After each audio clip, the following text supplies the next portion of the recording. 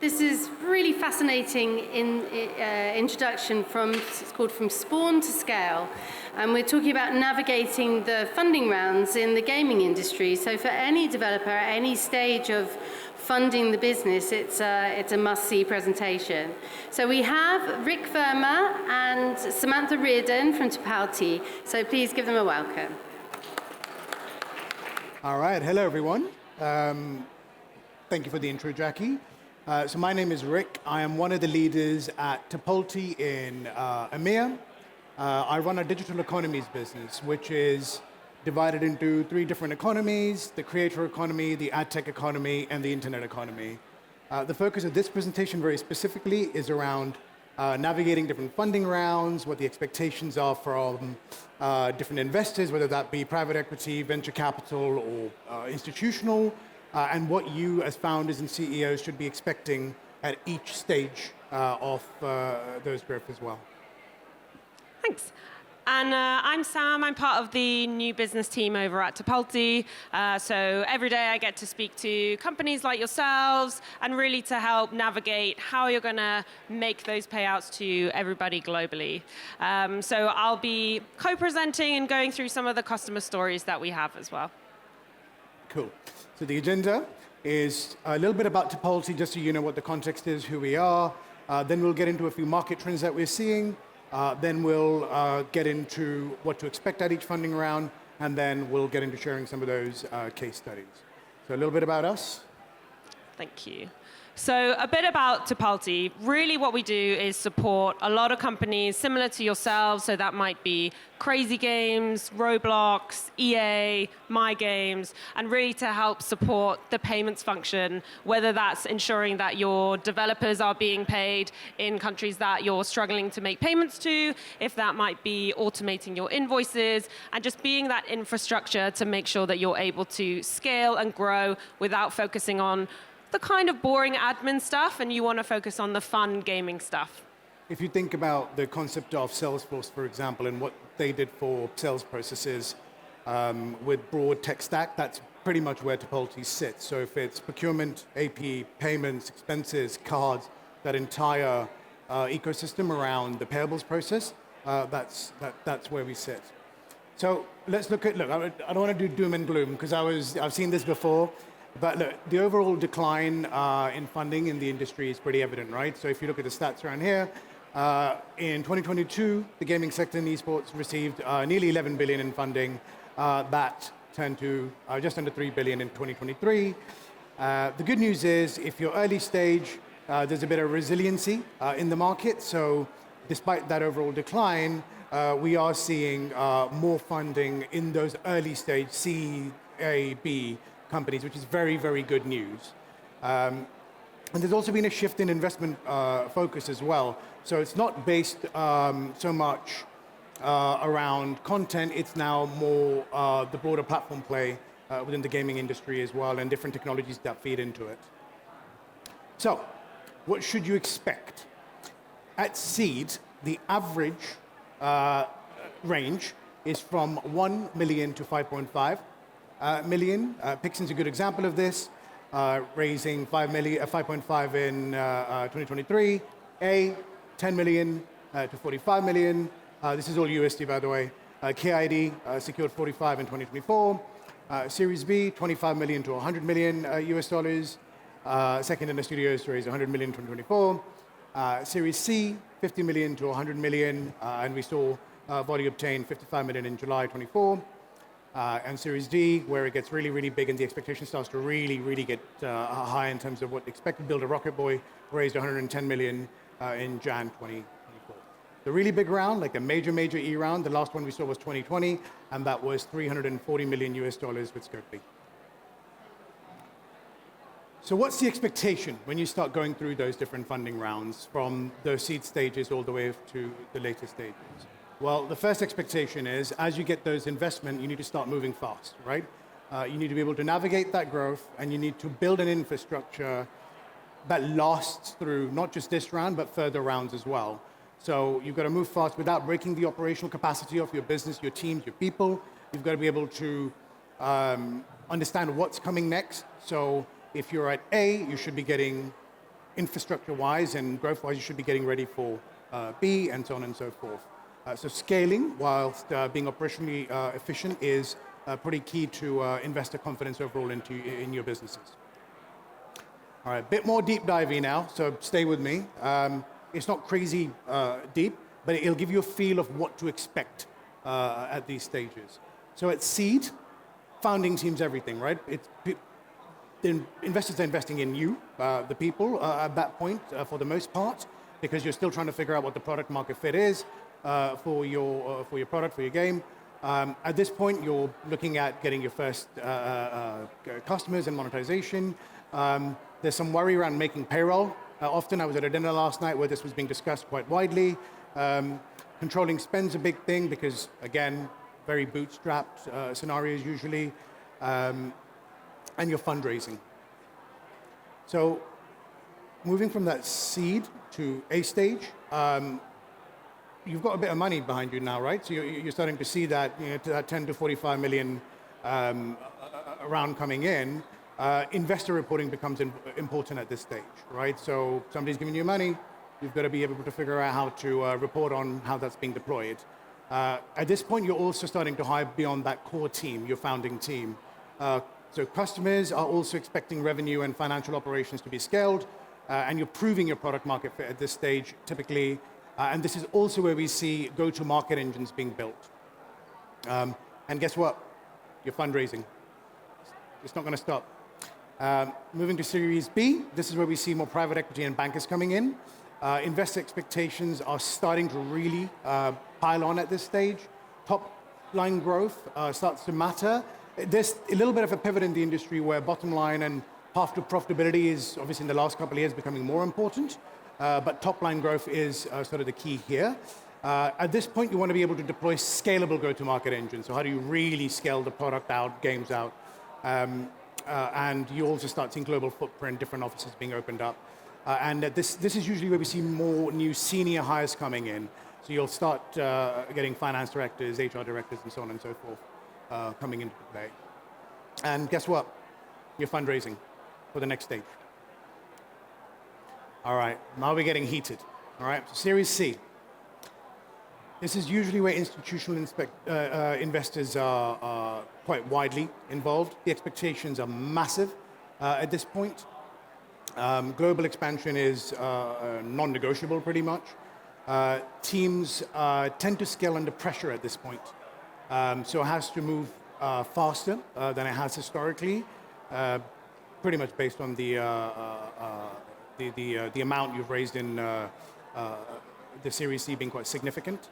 It's common for new C-level additions to come in at this point. So because of these funds, based on the investors and the expectations, and if the investors also have other similar companies in their portfolio, you will often see a push to either add new C exec to your leadership team from their own set of companies, or encourage you to hire more. We also start seeing exit conversations becoming quite frequent at this stage for the investors and founders. Moving on to Series D, this is where you usually see more acquisitions, not just organic growth. There's a bit of diversification in terms of where the company needs to go, new things being added on beyond your core offering. You're typically starting to see bookings revenue here hit around that $25 million mark, and it's officially into hyper-growth mode. So you started to really grow. Back office, operational stuff like Tipalti, like what we do, it has to be stable. It really does, because in Series E, it's astronomical expectations, particularly if private equity is involved. Exit preparations are happening. Every metric, so cost of customer acquisition, your net dollar retention, your annual AR, your recurring revenue, all of that starts to matter because institutions are looking at it more and more and more because it's probably a very short way to being publicly listed and reporting on that on a quarterly basis. And path to profitability, yeah, I mean, in this market is pretty much a must. If you've gone through this journey before and you've exited, hopefully you'll recognize some of these pieces. If you haven't, hopefully it's been helpful to understand what at a high level can happen. We're around, so you can come ask more about it, and I'll be happy to chat through it later as well.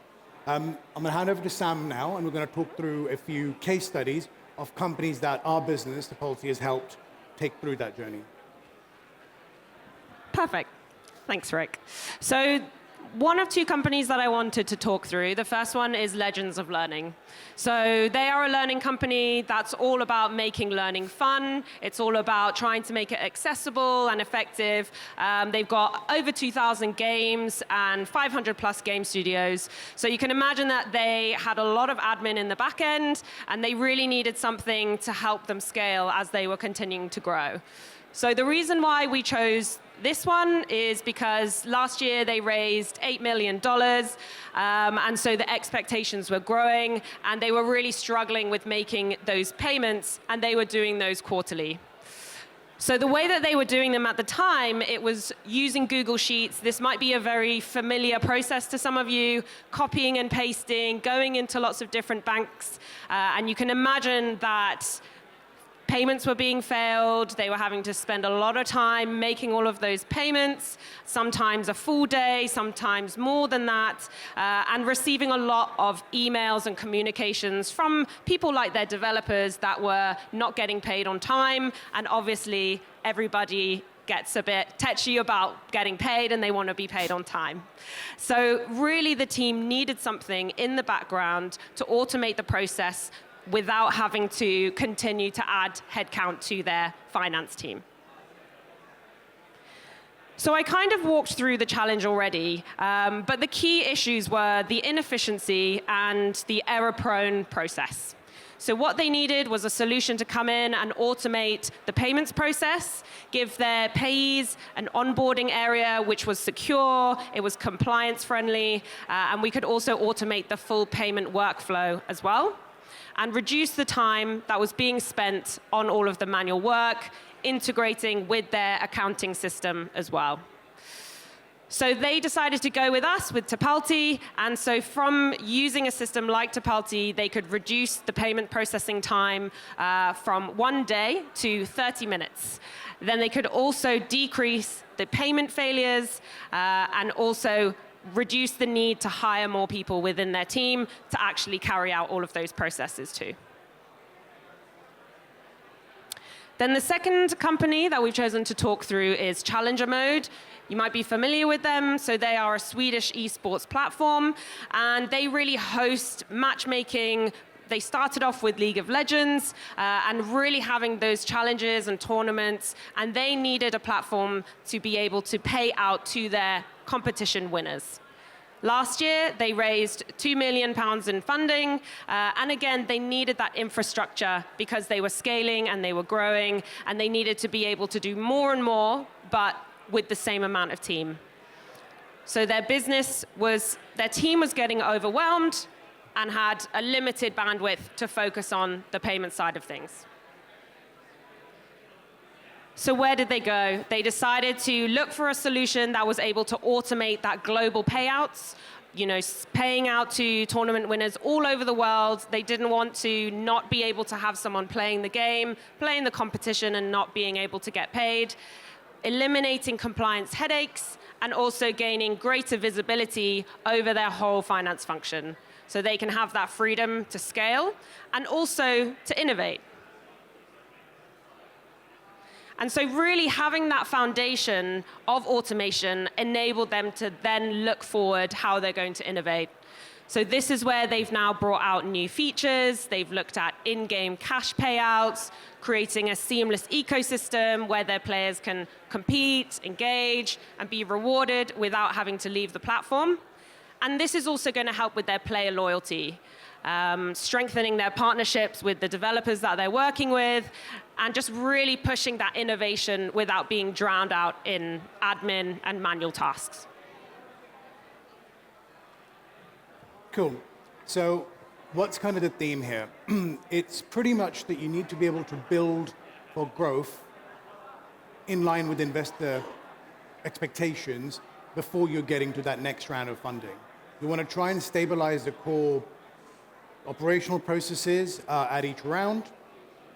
You want to be able to lay down different tools, technology, to ensure that it's not just suitable for what you're doing today, but it's suitable for what you're going to do next, and after that, and after that, and after that. Because by the time you're getting to that part, it will start to fall apart, and it does start to fall apart, and then it starts to inhibit growth, and the expectations aren't met from an investment perspective. Controls and policies, and of course, the core team, that C-level senior leadership hires that I spoke about, that is almost essential to be able to execute on your vision as founders. So that's what good, scalable infrastructure looks like.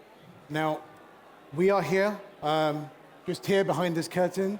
So if you want to talk to us about any of this in a bit more detail, we'd be happy to do it. But yeah, thank you very much for your time and hope you found it useful.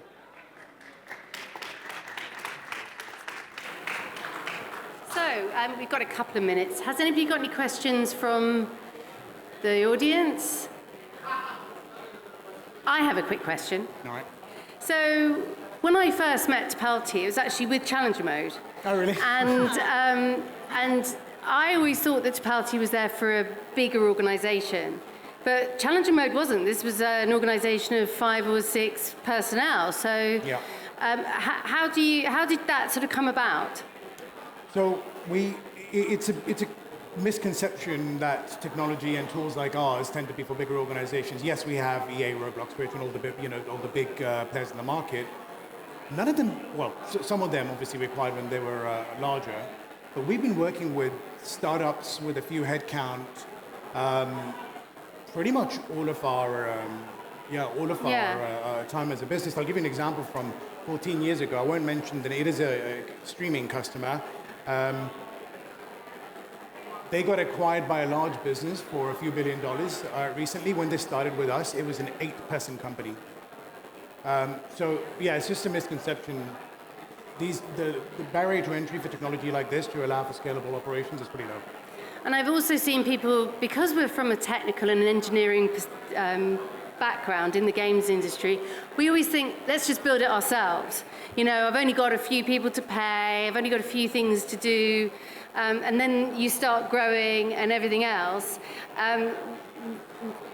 What's your advice to people who are just saying, okay, I can do this myself for now, but where would the hiccups come potentially when you're growing? Well, particularly in payments, if you think about the compliance and regulatory element of it all, you can build a piece of technology, but because payments and finance is such a heavily regulated industry, hiccups tend to be around compliance and what your obligations are to move money around the world. And from a build perspective as well, that build versus buy conversation, at Tipalti we have 300 engineers. We're not going to go build a video game because it's not our it's not our area of expertise. You need that domain expertise to be able to build something that's lasting for that finance function. Fantastic. And obviously you're learning all the time from all the games companies you're working with anyway, so you know the requirements of a games company, so it makes sense. Okay, anyway, any other questions? All right, well, thank you, Rig and Sam. Please, a round of applause for our wonderful presenters. Thank you.